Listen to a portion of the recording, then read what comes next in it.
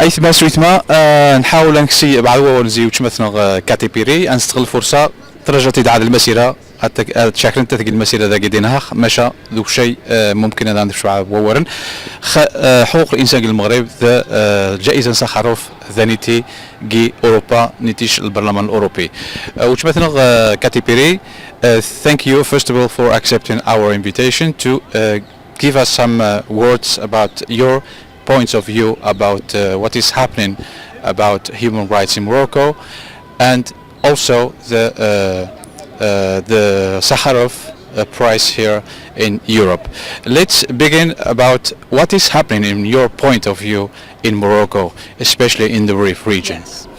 I think what you see in the Rif is what you have seen over history in many countries. When you see that all the power and wealth is concentrated in the hands of only a couple of people, and then you look around and your children don't have a basic education, or you cannot bring your mother or father to a decent hospital, this is when people say this is not fair. You can be poor as a country or you can be rich as a country, but the fairness is that everyone gets a piece of the pie. And if this stays only in the hands of a very few people, of course people stand up and demand justice. They demand dignity. This is what I saw happening in the Rif region, which knows an enormous repression, has a history of oppression as well. It's a militarized area where a lot of people, after the murder of Mohsen Fikri, stood up and said, we do not accept this anymore. But they stood up in a peaceful way. And I think what the Moroccan authorities made a big mistake by oppressing this violently, by putting more than 800 activists without a fair trial. Why do you think it was a mistake? Well, clearly it was a mistake. I mean, the question is, did it work? No. We are here today together with hundreds of people. On the same day, there's a demonstration happening in Brussels. There are hundreds of people there too. The Iraq movement continues to live. The demands are still there. You can put a couple of people in prison. That doesn't mean the demands go away. Actually, I think it only angered people. And when you see peaceful protests, you must engage with your own citizens. And this is, I think, a mistake that the Moroccan government did by not engaging with their own citizens, by not having a decent talk, by not making sure that the Rif region is not oppressed, has equal resources, also has a good hospital where people with cancer can be treated. Let me pass you a question that maybe thousands of millions of Moroccans is asking right now. Why European Parliament or parliamentary like Kati Piri, other parliamentaries are engaging in this struggle for human rights in the Rif region, especially in Morocco? Well, I personally come from a poor country, Hungary, somewhere in Eastern Europe, where my father had to flee. He had to flee poverty. It was not a war he had to flee. He had to flee poverty. And knowing, this is the background of many people who came to the Netherlands trying to build up a better life for themselves, a better future. And I strongly believe, and together with me many colleagues in the European Parliament, that human dignity, basic human rights are the right for every citizen, whether you live in the Netherlands, whether you live in Morocco, whether you live in China. And international solidarity means we don't only stand up, we don't only enter politics for our own interest, we also do it for those people whose voices cannot be heard.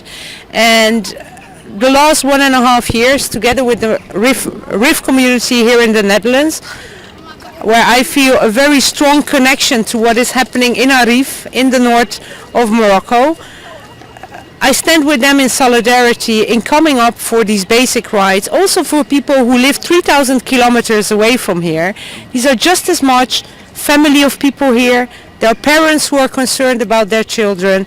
They have the same basic pains or basic joy that we have, and I think for anyone who doesn't want to be a nationalist politician, you should always care also about people across your own border. Let's talk about the Sakharov Prize. A lot of people is talking about the Moroccan lobby in the European Parliament. There is big pressure coming from these persons. They are working for Moroccan interest, economical, political interest in here in Europe. Do you think Nasser Zefzafi has the real opportunity to have his prize? Well, I think first of all you should not forget Nasser is the first Moroccan, not just person from RIF, the first Moroccan who has ever been nominated for the Sakharov Prize. There are 8 nominees and all of them deserve attention. You know, there are unfortunately around the world many human rights activists, people who want to speak out and are being oppressed, who deserve to be nominated for the process. And together with the help of so many activists around Europe who have been lobbying for months, Nasser made it, and with him all the families and the whole RIF made it to be nominated by the European Parliament for this prize. I think first of all you have to know how special this is. It's not a beauty contest. It's not the Olympic Games where there can only be the number one is the only human rights defender. I think all the candidates deserve the attention, and I'm very happy therefore that we all succeeded together to nominate him. Now the last 3 candidates,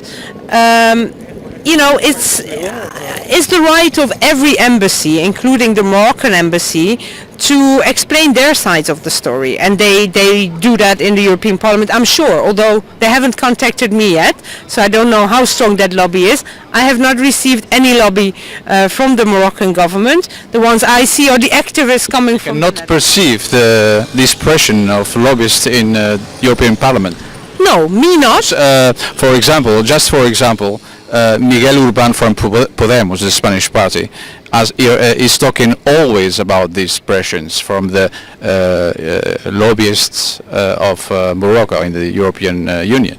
I tell you honestly, of course I had, before I wanted to visit Morocco, I myself contacted the Moroccan embassy to tell them I didn't want to do anything in hiding, to be transparent that I want to go to Morocco. I will visit Casablanca, Rabat, but I also want to go to Al Hoceima. This is the normal way I think you should do it when you go to a country which, as a guest in a way. I have not personally received any pressure from the Moroccan authorities, but perhaps they already think I'm a lost case, right? So perhaps they think it doesn't matter what we lobby with who, it will not work. I can tell you that the positive lobby of all you activists in Europe over the last months for having him nominated has clearly been much stronger than any government lobby in order trying to prevent the nomination. So there's a lot of misinformation always, when the moment I was actually handing in the signatures that he was officially nominated, I saw on Facebook messages that in the Moroccan media they said they cancelled his nomination. That is of course a funny way of trying to manipulate things, but the truth will come out in the end. Nasser and the RIF have a lot of support in the European Parliament, other human rights activists as well.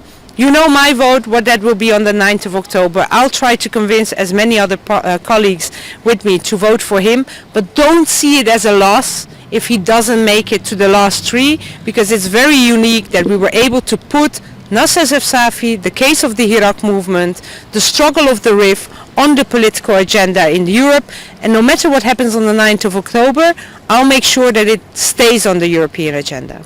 Thank you very much, Kati Piri. Last word, just a small question. From 1 to 10, what is the chance of Nasser Zefzafi for this prize? Oof, that's very difficult. It's a secret vote. Yeah, I know. So it means, I don't even see how people will vote. It's everyone has their own mind and put a bottom. I think he has a chance. Thank you very much. Thank you. Thanks so much. Thank you.